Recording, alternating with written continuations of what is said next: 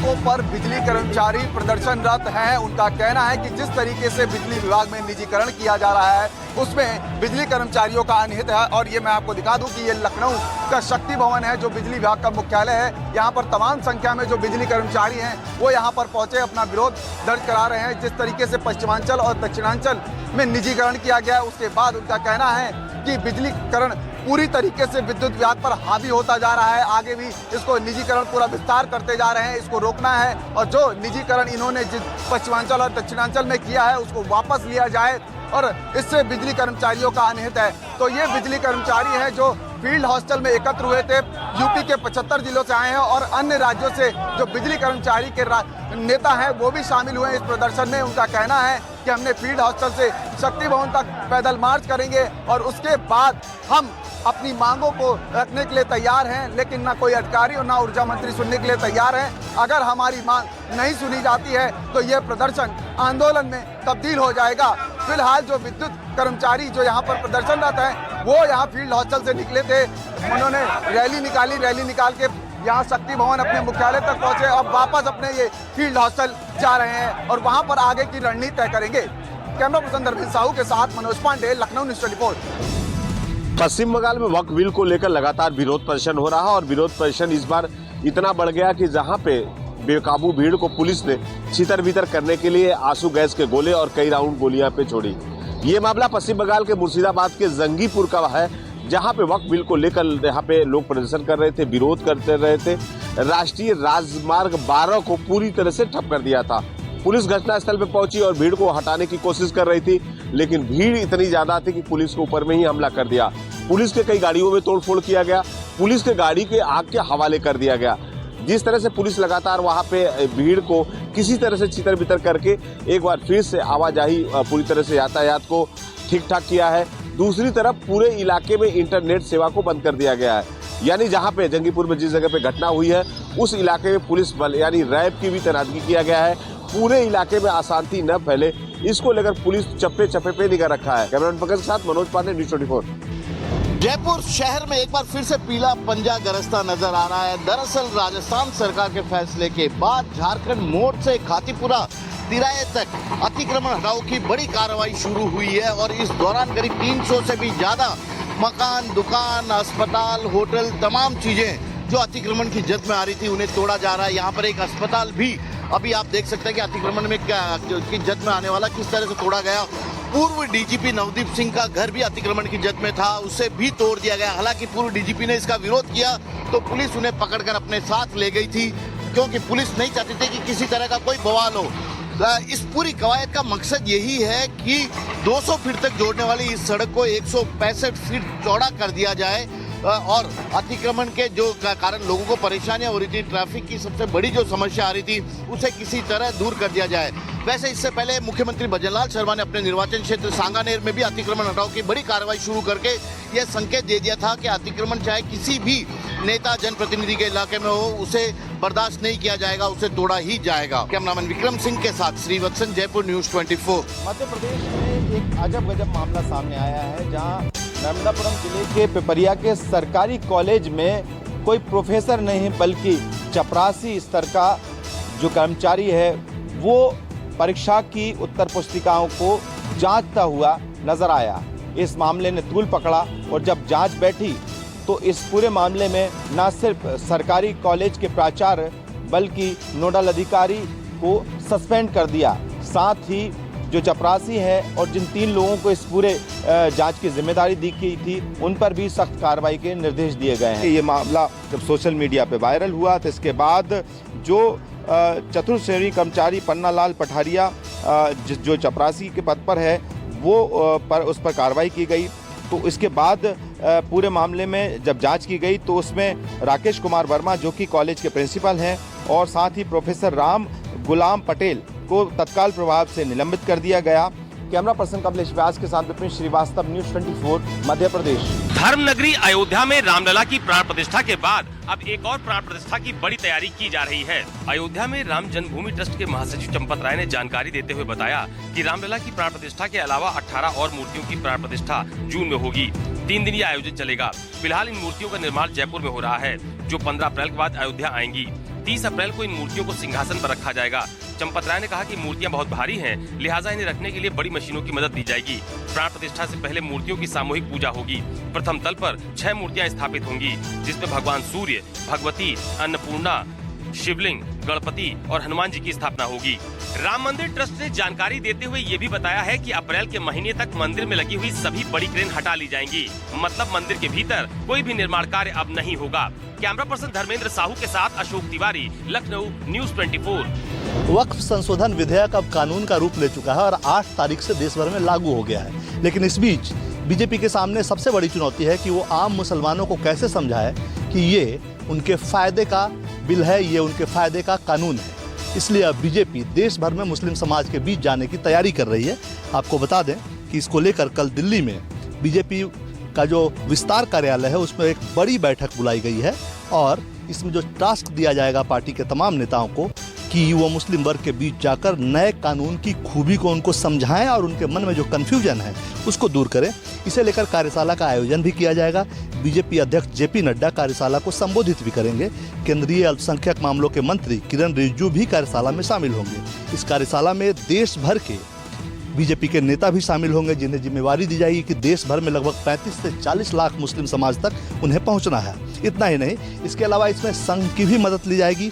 वक्फ संशोधन विधेयक के समर्थन में आरएसएस से संबंधित राष्ट्रीय मुस्लिम मंच देश भर में मुहिम चलाएगा और सेमिनार और सम्मेलन करके मुस्लिम समाज को इस अधिनियम के फायदे को बताएगा, ताकि आम मुस्लिम मतदाताओं को समझाया जा सके कि ये कानून उनके फायदे में है और मोदी सरकार ने उनके हक में काम किया है। कैमरामैन संजय सिंह के साथ कुमार गौरव, न्यूज़ 24 दिल्ली।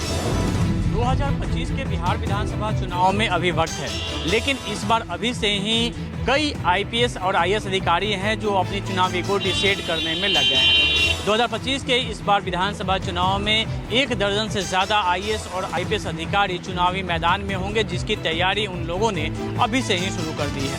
बिहार के चर्चित आईपीएस सुदीप लांडे ने वीआरएस लेने के बाद अपनी एक नई पार्टी बनाई है, हिंद सेना, और उनका दावा है कि उनके साथ बिहार के कई आईएएस और आईपीएस अधिकारी उनसे जुड़ेंगे।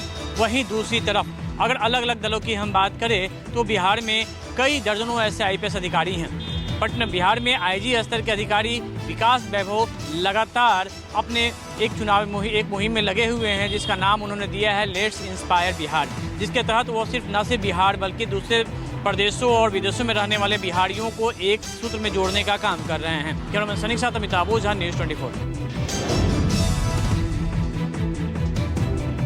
पिछले महीने महाराष्ट्र में लगातार 2 हफ्ते तक औरंगजेब की कब्र को लेकर राजनीति देखने को मिली थी। अब औरंगजेब की कब्र जिस शहर में है, खुलताबाद, इसके नाम को लेकर भी राजनीति देखने को मिल रही है। एकनाथ शिंदे की पार्टी के नेता और विधायक तथा फडणवीस सरकार के मंत्री संजय शिरसाट ने कहा है कि खुलताबाद का नाम बदलकर जल्दी ही रत्नपुर किया जाएगा। इतना ही नहीं, जिन नामों में बाद आता है उन शहरों के और तहसील के नाम भी वहाँ पर बदले जाएंगे। खुलताबाद का विषय आने पर भले एमआईएम कैसे चुप बैठेगी, एमआईएम के पूर्व सांसद इम्तियाज जलील ने तीखी प्रतिक्रिया दी है। उन्होंने कहा है कि नेताओं को अब उनके बाप का नाम भी बदल देना चाहिए। इतना जरूरी है तो पहले भारतीय जनता पार्टी अहमदाबाद का नाम बदल कर दिखाए। इम्तियाज जलील ने आगे कहा है कि भारतीय जनता पार्टी और शिवसेना के पास विकास के कोई काम नहीं है, इसलिए लोगों के यहाँ पर दिमाग में ऐसी बातें लाकर वो वहाँ पर राजनीति करते हुए नजर आ रहे हैं। कैमरामैन अंचल सिंह ठाकुर के साथ विनोद जगदाले, न्यूज़ 24 मुंबई। 2024 के लोकसभा चुनाव के परिणामों से सबक लेते हुए राष्ट्रीय स्वयंसेवक संघ उत्तर प्रदेश में अपने निष्क्रिय पड़े स्वयंसेवकों को फिर से सक्रिय करेगा। संघ प्रमुख मोहन भागवत ने लखनऊ पहुंचकर प्रचारकों और दूसरे पदाधिकारियों के साथ उस मुद्दे पर गहन चर्चा की। उन्होंने संघ के पदाधिकारियों को ऐसे स्वयंसेवकों की सूची तैयार करने के निर्देश दिए हैं जो लंबे समय से निष्क्रिय हो गए हैं। संघ की तरफ से कहा गया कि ऐसे स्वयंसेवकों के घर जाकर के उनके साथ संवाद स्थापित करें और उन्हें संघ के कार्यक्रमों में शामिल करवाएं। दरअसल लोकसभा चुनाव के दौरान राष्ट्रीय स्वयंसेवक संघ की निष्क्रियता का जो परिणाम हुआ, उसकी वजह से उत्तर प्रदेश में इंडिया गठबंधन को भारी बढ़त हासिल हुई, जबकि भारतीय जनता पार्टी पहले नंबर से खिसककर दूसरे पायदान पर पहुंच गई और इसको लेकर संघ प्रमुख चिंतित नजर आए। संघ प्रमुख ने गांव-गांव तक शाखाओं के विस्तार पर जोर दिया और साथ ही प्रचारकों को पहले से ज्यादा सक्रिय रहने के भी निर्देश दिए हैं। कैमरा पर्सन मिंटू सिंह के साथ मानस श्रीवास्तव, लखनऊ, न्यूज़ 24।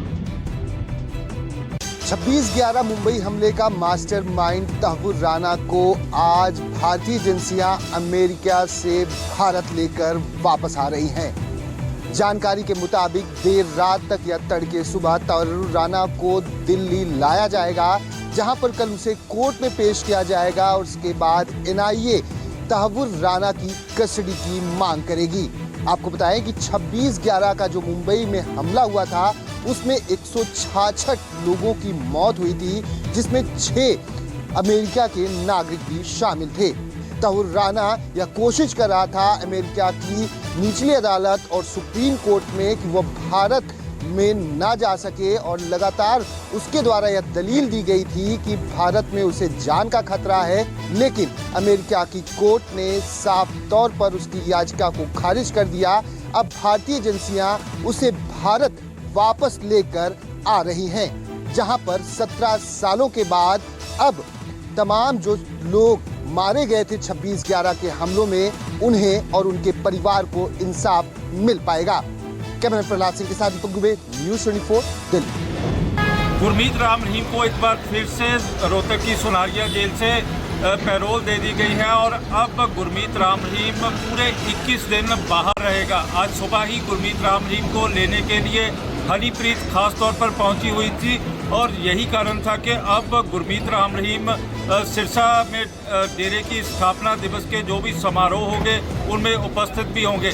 और इसके साथ ही गुरमीत राम रहीम ने सारी संगत को भी साफ कर दिया है कि डेरे में उनको आने की ज़रूरत नहीं है। लेकिन इसी के साथ ही पंजाब में श्रोमणी अकाली दल और SGPC लगातार ही गुरमीत राम रहीम की फरलों के ऊपर सवाल खड़े करते आ रहे हैं। विशाल इंग्लिश न्यूज़ 24 चंडीगढ़।